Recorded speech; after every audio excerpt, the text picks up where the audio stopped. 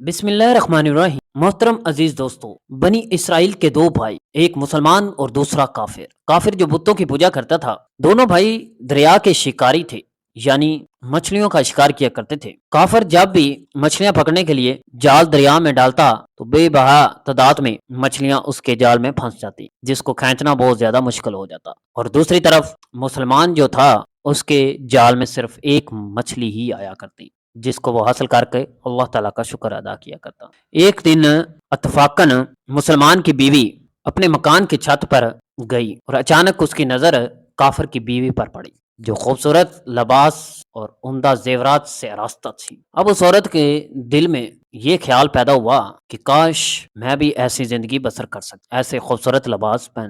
اب وہ کافر کی بیوی اس کے پاس آئی اور اس سے کہا کہ تم بھی ایسی زندگی بسر کر سکتی ہو اگر تم اپنے شوہر کو ہمارے معبود پوجا پر لگا دو۔ اب اس کافر کی بیوی نے مسلمان کی بیوی کے دماغ میں وسوسہ پیدا، یہ باتیں ڈال۔ اب وہ خاتون چھت سے نیچے آ گئی اور جب اس کا شوہر گھر آیا تو اس نے دیکھا کہ اس کی بیوی بہت زیادہ غمزدہ اور پریشان ہے، تو اس نے آخرکار اس سے پوچھ لیا، تمہیں کون سی بات نے اتنا غمزدہ کیا ہوا ہے؟ تو اس خاتون نے کہا، اے میاں، مجھے طلاق دے دو یا پھر اپنے بھائی کی معبود کی پوجا کرنی شروع کر دو۔ اس شخص نے کہا کہ امان کی دولت کھانے کے بعد اس خدا سے ڈر نہیں لگتا، اتنی کفر اندیز باتیں کیوں کر رہی ہو؟ لیکن اس عورت نے کہا، اب میں بھوکی ننگی نہیں رہ سکتی، میں دوسری عورتوں کی طرح ہی زندگی بسر کرنا چاہتی ہوں، خاصاً خاص تمہارے بھائی کی بیوی کی طرح۔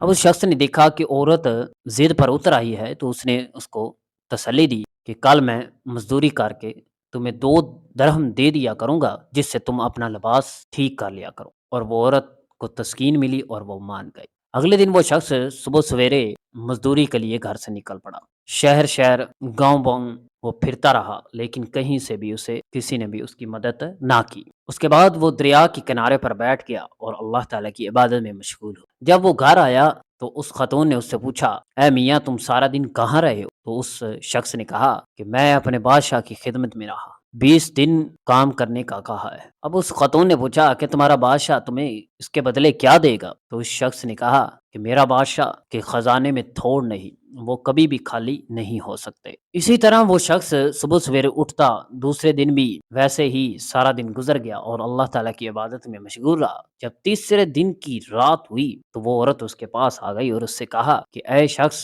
اے میاں، اگر کل تم نے مجھے 2 درہم نہ دیے تو تم مجھے طلاق دے دینا۔ اب وہ شخص بہت زیادہ پریشان ہو گیا۔ اگلے ہی دن وہ ایک یہودی کے پاس چلا گیا۔ اس یہودی سے اس نے کہا کہ کیا تم مجھے مزدوری پر رکھ لو؟ اس یہودی نے کہا، میں تمہیں مزدوری پر تو رکھ لوں گا، لیکن تمہارا کھانا پینا وہ تم خود کھاؤ گے۔ اب وہ شخص مجبور تھا اور اس نے کیا روزے کی نیت کرتے ہوئے ہاں کر دی اور اس کے ساتھ کام کرنا شروع کر دیا۔ ایک طرف اس نے ہاں کی اور دوسری طرف اللہ کا بھیجا ہوا ایک فرشتہ اس خاتون کی، اس مسلمان کی بیوی کے پاس، اور اس نے کہا کہ اے خاتون، تمہارے شوہر جو ہمارے بادشاہ کی خدمت میں تھا اور یہ اس کا انعام ہے، اور تیسرے دن اس نے یہ کام چھوڑ دیا، جس کی وجہ سے یہ 29 اشرفیاں تمہیں دے کے جا رہا ہوں، ایک اشرفی اس نے تیسرے دن کام پر نہ آنے کی وجہ سے کاٹ لی گئی۔ اس کے بعد وہ عورت ایک اشرفی لے کر گھر سے نکلی اور بازار میں خریدنے کے لیے کچھ، تو وہاں پر ایک دکاندار نے جب وہ اشرفی دیکھی